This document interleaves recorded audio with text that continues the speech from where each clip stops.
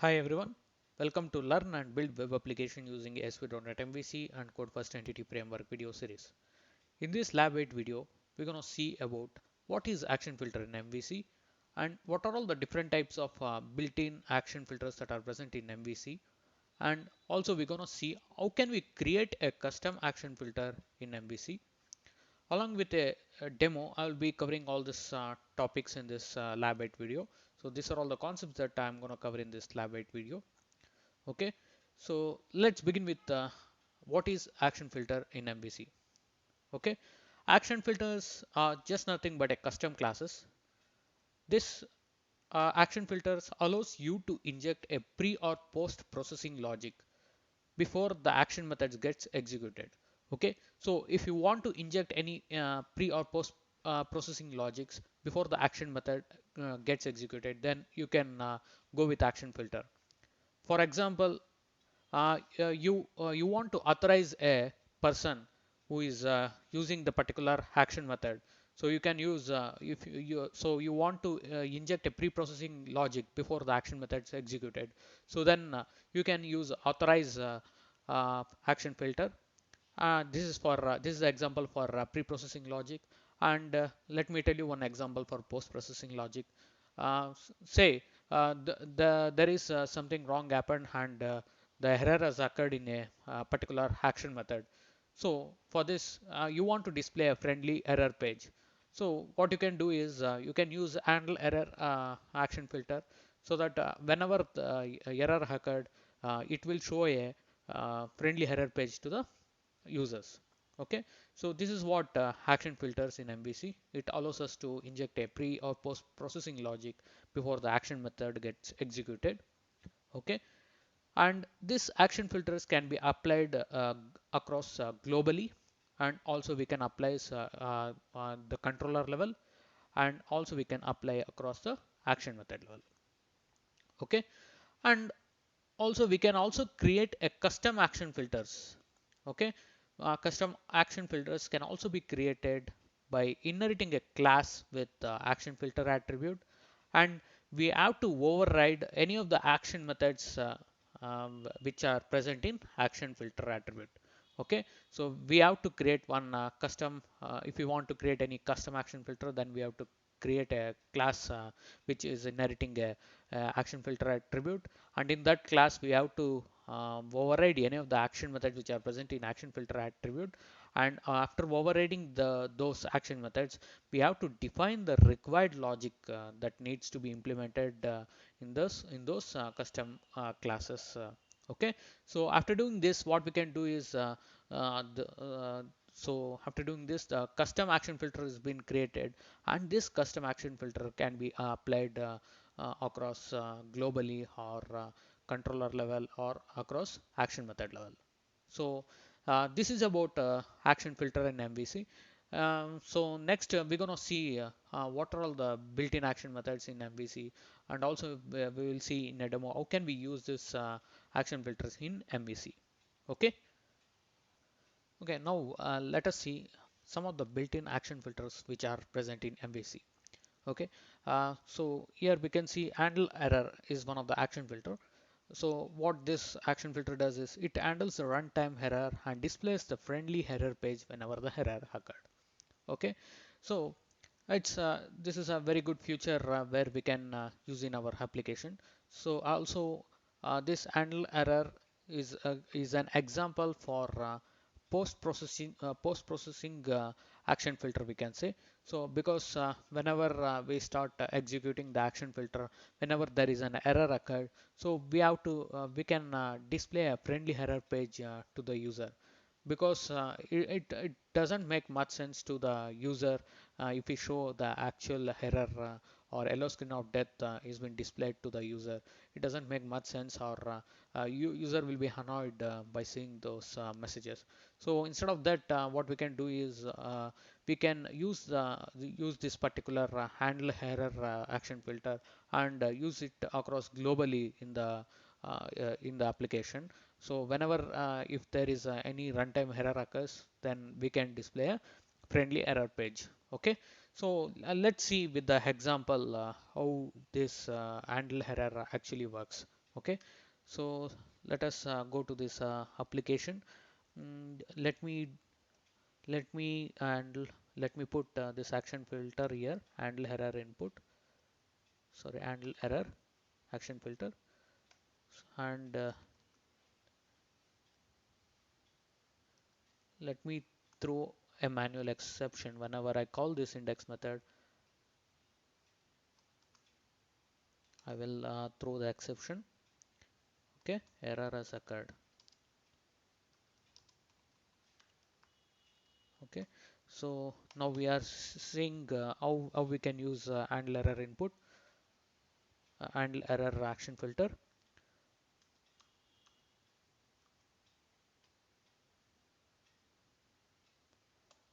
So here we can see uh, so here you can see that yellow screen out death or all the error information details which is displayed in the screen. So this does not make much sense to the user if this application is working in the real-time scenario. It doesn't make much sense to the user, and also user will be annoyed by seeing this message. And some people may also make use of this some of the details which are present in the application. So to overcome this, we will be using handle error. So after using this handle error action filter, we have to go to web.config file, and here we have to set it custom errors mode is equal to on. Okay, so we have to display a custom error mode is equal to on. We have to set mode is equal to on. Okay, here it mode has three values. If it is on, then it will display a friendly error page whenever a runtime error has occurred. Okay, so here you can see a friendly error page. An error has occurred while processing your request. You can see the friendly error page has occurred. Okay, so whenever this custom error mode is set to on, it will show you a friendly error page. If it is off, it will show you the actual exception whatever the occurred. And there is one more remote only.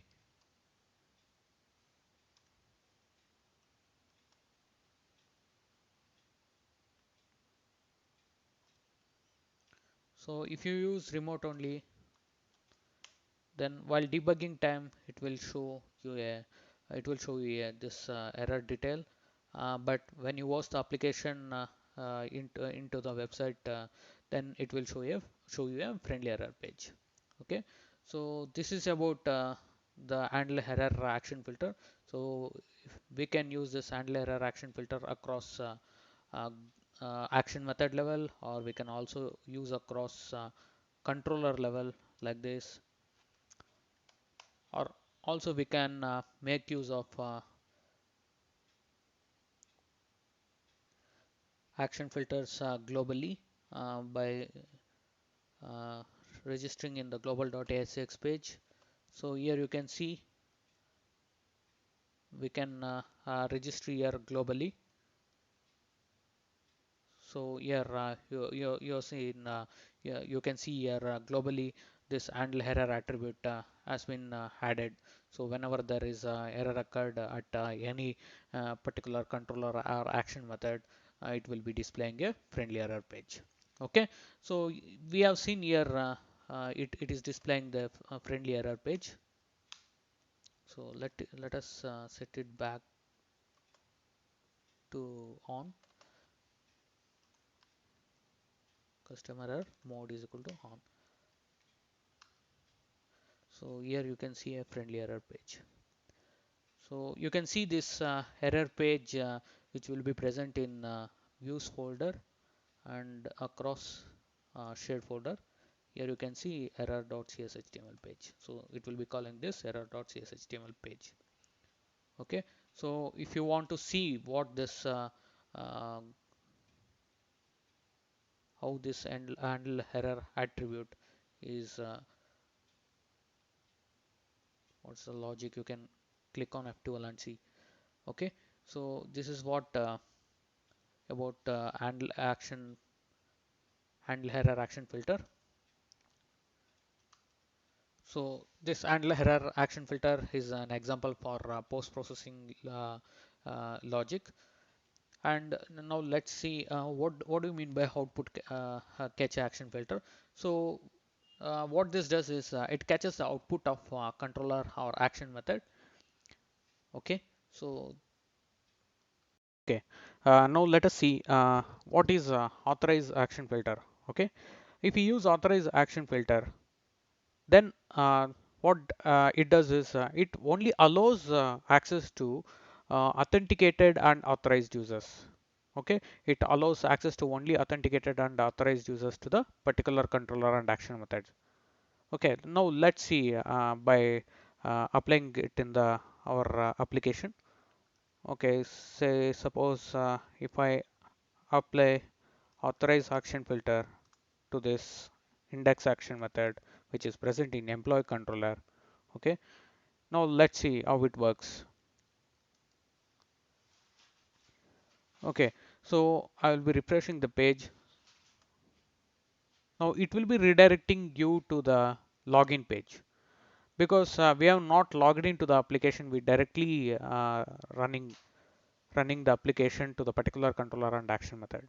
So uh, the reason behind this is it's not been authenticated. The user is not been authenticated and also is not authorized to use this particular controller, this particular action method. Since we have used authorize action filter, so it has redirected to the login page.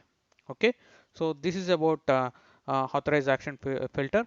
So whenever if we use authorize action filter, it allows access to only authenticated and authorized users to the controller and action method. And also here, if you want to provide any roles, so you can also provide any roles like only admin roles, etc., etc. You can also provide whatever the roles over here. Okay, so this is about authorize action filter. And now let's see about what is a validate and anti-forgery token. Okay, this action filter, if we use this action filter, then it helps us to prevent cross-site request forgeries. Okay, what do you mean by this is I'll be covering this cross-site request forgeries in the upcoming videos. So what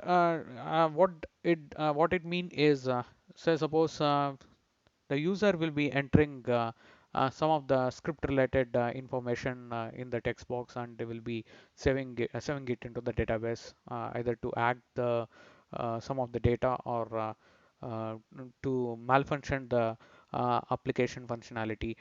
Some users may be trying to hack the application. So in that case, what this validate anti-forgery token action filter does is it helps us to prevent those kinds of functionalities that will be handled and it will not allow you to perform those kinds of activities. Okay, and next thing is validate input.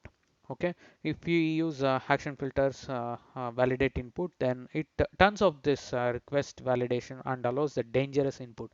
As I said, if it is the opposite to somewhat opposite to validate anti-forgery token. So it will turn off the request validation and it allows you to enter the dangerous input.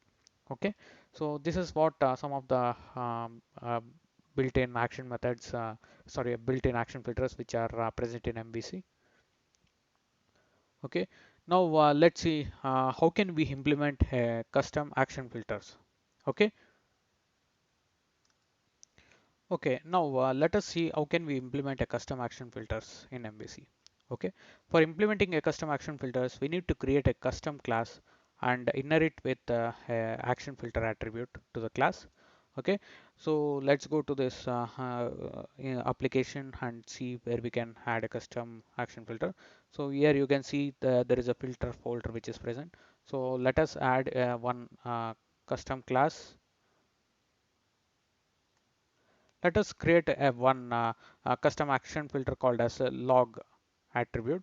So what this log attribute does is whenever the error occurred in any of the action methods, so I would need to log this error details, and either I want to, or else I want to send this as a mail to the mail as a error details, and also we can log this error details in some system tables. Okay, so let me create this log attribute as the name of the custom action filter. Okay, so click on add. So here this is the custom class which we have created, and we have to inherit action filter attribute. Okay, so action filter attribute. Okay, click on control dot so that the required namespace has been added. So here we have seen, so we have created a custom class and inherited the action filter to attribute to the class. And we can override, after doing this, we have to override one of the four action methods. Okay, we can override all of the four action methods or any of the action methods which are present in this action filter attribute. So these are all the four action methods: on action executed, on action executing, on result executed, and on result executing. Okay, so we can see override, on action executed, override, on action executing.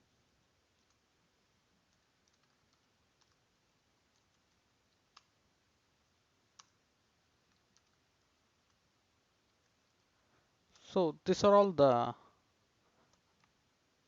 methods which are present in action filter attribute. If you go to action filter attributes, these are the methods which is already present in this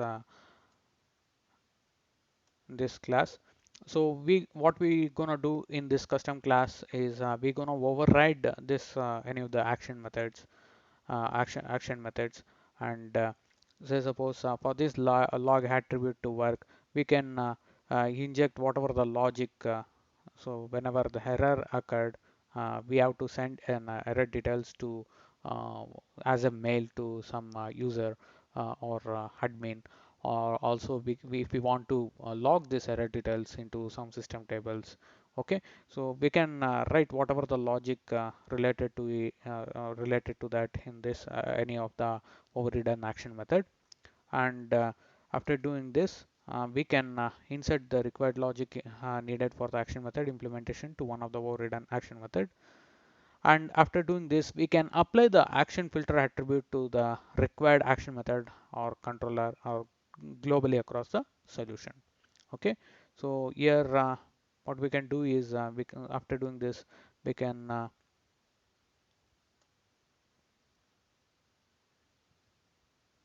apply across the controller or action method.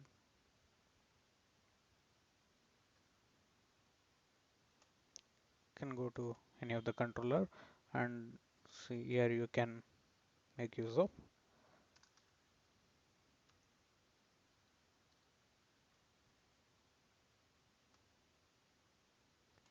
We can make use of this custom action filter.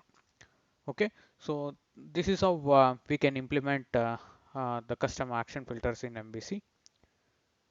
I hope you enjoyed watching this video. Please do subscribe to my channel for watching more videos. Thank you.